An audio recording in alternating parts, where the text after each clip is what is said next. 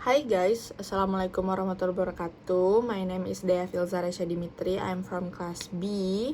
Today I will present about my understanding in language testing.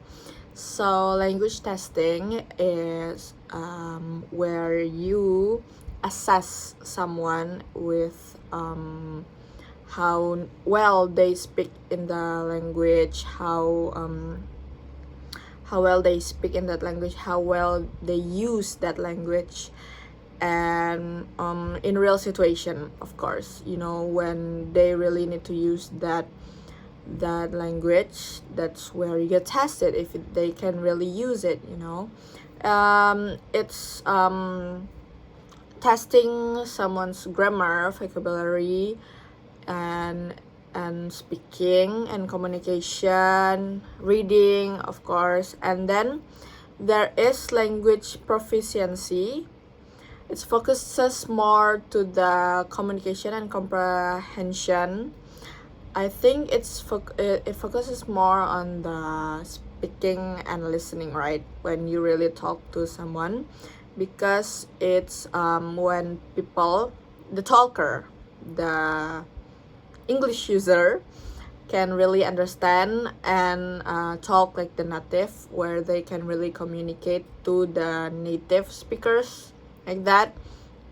And then there is language aptitude.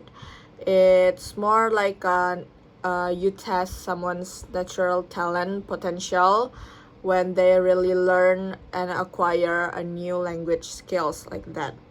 How effectively and quickly someone can learn the language. And there is so many type of tests, how you test someone's ability to use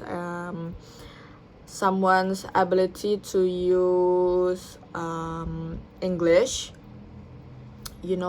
Someone yes, there is different types of testing someone in English. Okay, as we know, there is 3 of them. TOEFL is the most basic one. I guess everyone, especially English students, know well that TOEFL is like the first stage one, the most common one when people use English. TOEFL is where you mainly test it for academic English, where you use it for academic English, where especially us English department, we have to pass the TOEFL test, I guess, because it actually the most basic one, where there's listening in TOEFL, and then there's in grammar, right? And then where you really people really measure your language skills. That's the most basic one. TOEFL is where you really test your ability to use English. It's written. It's actually TOEFL is the most easiest one for me, I guess, the most common one, because it's written. Most of it was written. And then there is I'm sorry, I forgot to mention that it was more for like academic, right? For people to use it in university and college. And then there's TOEIC. TOEIC is for the workers, where employees like that really test their ability to use language. It's more like the work-related communication, practical language, practical English, where they really they tested to use it in the offices, right? Where we work-related communication. And actually, I guess it more for like the hard words, right? Because it's in offices, in work, you use it with your how do you say it, with your, what do you call someone who's at the same office as you? I forgot. I forgot, co-workers. You use it with your co-workers, right? It focuses on the English ability skills needed for the workplace communication, and it focuses on the practical language. And then there's IELTS. IELTS is more for like English speaking. Wait, this one. Oh, it actually for like for people who want to study and live abroad where it was in English, especially for English speaking country. They have different versions of IELTS. I did one in the midterms in my LNS class, where you answer the tester, the person who did IELTS to you, answer their questions, and then IELTS is more like talking, different with TOEFL. TOEFL is written. I never done TOEIC, guys, so TOEFL is written, I guess, and then IELTS is more like speaking. So that is the 3 tests, the main, I guess there was many, but we only learned 3 for now. The functions, there is functions of language testing.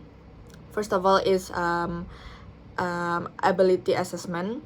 It's where you test the ability in use that language, right? As I was saying in this whole video, they measure language skills. If you really you have the ability to use that language in daily, in a real life situation, in every scenario.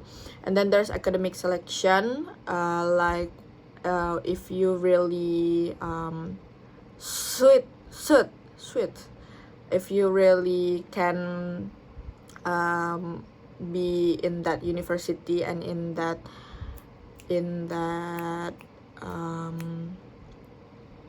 be in that how do you say it, in that department, where you can really if you can go to that university, right? Academic selection is for where the university tests you if you can really get that position as the student or the college student there, right? And then there's employee placement, where if the company tests you if you can really communicate throughout the work. If you can use it in daily work, in daily routine, your daily routine in office, like that. And then there's progress evaluation, where you tracks improvement in your language skills. I guess this is more like in courses, right? Where you learn English so that you test it if your English really improve, if it's the language class is working or no. And then immigration needs, it's for applicants meet language standards for residency at work. It's the same with employee placement, I guess, for work, right?